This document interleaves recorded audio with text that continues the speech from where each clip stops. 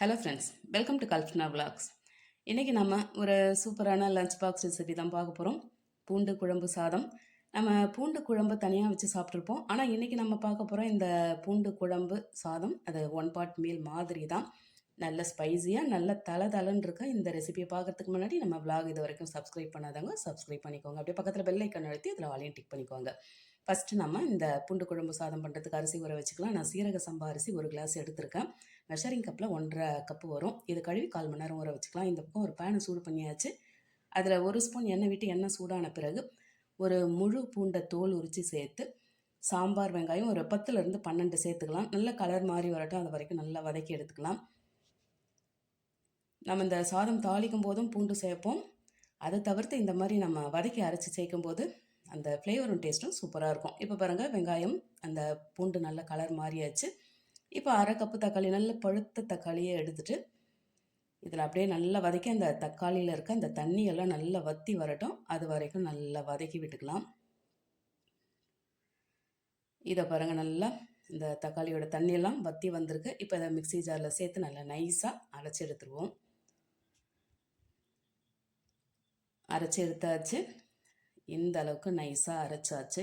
இப்போ இதையும் அப்படியே வச்சுட்டு இப்போ நம்ம அந்த பூண்டு குழம்பு சாதம் தாளித்து எடுத்துக்கலாம். ஒரு குக்கரில் 4 டேபிள் ஸ்பூன் நல்லெண்ணெய் சேர்த்துக்கிறேன்.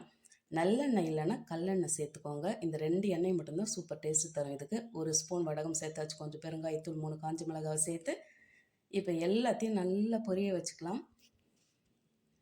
இப்போ எல்லாம் பொரிஞ்சாச்சு. 5 பல் பூண்டு, 5 சாம்பார் வெங்காயத்தை தட்டி எடுத்து சேர்த்து நல்ல வாசனை வர்ற அளவுக்கு அப்படியே வதக்கி விட்டுருவோம். இப்போ இது கூடவே ஒரு 25 பூண்டு தோல் உரித்து சேர்த்து அதே மாதிரி ஒரு 20லேருந்து 25 சாம்பார் வெங்காயம் சேர்த்துட்டு அதை நல்லா சாஃப்டாக வதக்கிட்டு அதே மாதிரி திரும்பவும் 1/2 கப்பு தக்காளி சேர்த்து கூடவே கொஞ்சமாக கருவேப்பிலையும் சேர்த்து இப்போ எல்லாத்தையும் நல்லா வதக்கி விட்டுக்கலாம்.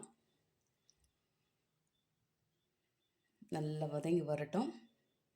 இப்போ இது கூடவே நம்ம அரைச்சி வச்சுருக்க இந்த வெங்காய தக்காளி பேஸ்ட்டை சேர்த்து அதையும் நல்லா கலந்துக்கலாம்.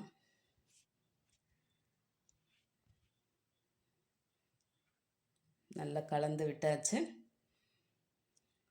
இப்போ இதில் 1 ஸ்பூன் காஷ்மீர் மிளகாய்த்தூள், 1 ஸ்பூன் வத்த குழம்பு பொடி, 1 ஸ்பூன் சாம்பார் பொடி, ரெடிமேட் சாம்பார் பொடி, 1 ஸ்பூன் தனி மிளகாய்த்தூள், 1 ஸ்பூன் தனியாத்தூள், 1/2 ஸ்பூன் சீரகத்தூள், 1/2 ஸ்பூன் மஞ்சள் தூள், உப்பு தேவையான அளவுக்கு சேர்த்துட்டு இப்போ எல்லாத்தையும் நல்லா கலந்து மிக்ஸ் பண்ணிவிடுவோம். இதில் காரம் அவங்கவுங்க விருப்பத்துக்கு ஏற்ற மாதிரி சேர்த்துக்கோங்க. இதில் நம்ம சேர்த்துக்க காரம் அந்தளவுக்கு ரொம்பவும் உரைக்கிற அளவுக்கு காரமாக இருக்காது, மைல்டாக தான் இருக்கும். ஏன்னா தக்காளியும் நம்ம அரைச்சி சேர்த்துருக்கோம், வெங்காயம் தக்காளி. இப்போ பாருங்கள், எண்ணெய் பிரிஞ்சு வரும்போது 1/2 கப்பு கொஞ்சம் திக்காக நம்ம புளி கரைசல் சேர்த்துட்டு நம்ம அரிசி 1 கிளாஸ் எடுத்துருக்கோம், அதுக்கு 3 கிளாஸ் தண்ணி சேர்த்துக்கலாம். உங்களுக்கு இன்னும் நல்ல குழைவாக வேணும்னா இன்னும் கூட ஒரு 1/2 கிளாஸ் போல் தண்ணி சேர்த்துக்கோங்க. இந்த குழைவு வந்து கரெக்டாக இருக்கும் நம்ம சேர்த்துருக்க தண்ணி அளவு. ஒரு முறை கலந்து விட்டாச்சு. இதை மூடி போட்டு ஒரு கொதி வர வச்சுக்கலாம். இதை பாருங்கள், கொதிச்சு வந்தாச்சு. இதில் 1 ஸ்பூன் வெல்லம் துருவினதை சேர்த்துட்டு நம்ம ஊற வச்ச அந்த சீரக சம்பா அரிசி தண்ணியை வடித்து சேர்த்து ஒரு முறை நல்லா அடிக்கான கலந்துட்டு இங்கேயே உப்பு எப்படி இருக்குன்னு செக் பண்ணிக்கோங்க. இதுக்கு சாதாரண பச்சரிசியும் நல்லாயிருக்கும், ஆனாலும் இந்த பச்சரிசியை விட சீரக சம்பா சேர்க்கும்போது நல்ல அல்வா மாதிரி சூப்பராக இருக்கும். இப்போ கொதி வந்தாச்சு. மூடி போட்டு நம்ம 3 விசில் மட்டும் வச்சுட்டு ஆஃப் பண்ணிக்கலாம்.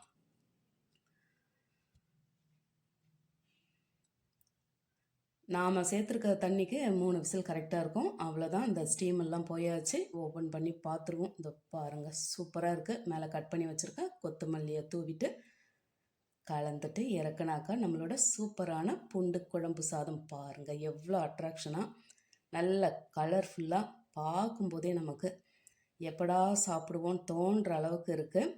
நம்ம சேர்த்துருக்க தண்ணி அளவும் கரெக்டாக இருக்குது. இதுக்கு ரொம்ப அதிகமாக தண்ணியும் சேர்த்துட்டாலும் அந்தளவுக்கு நல்லா இருக்காது. சாம்பார் சாதம்னு சொல்லும்போது அதுக்கு நல்லாயிருக்கும்.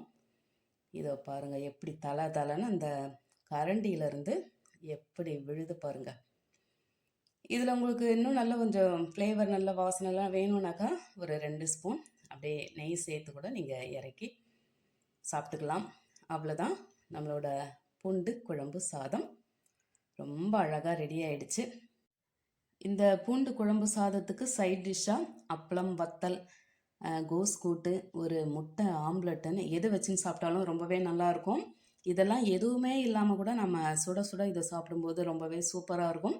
அதனால் நீங்களும் இதே அளவுகளில் இந்த பூண்டு குழம்பு சாதத்தை செய்து சாப்பிட்டு எப்படி இருந்ததுன்னு மறக்காமல் கமெண்ட்டில் சொல்லுங்கள். ரெசிபி பிடிச்சிருந்தா லைக் பண்ணிவிட்டு அப்படியே நம்ம vlog-அ சப்ஸ்கிரைப் பண்ணி பக்கத்தில் பெல் ஐக்கான் அழுத்தி அதில் ஆலையும் டிக் பண்ணிக்கோங்க. தேங்க்ஸ் ஃபார் வாட்சிங்.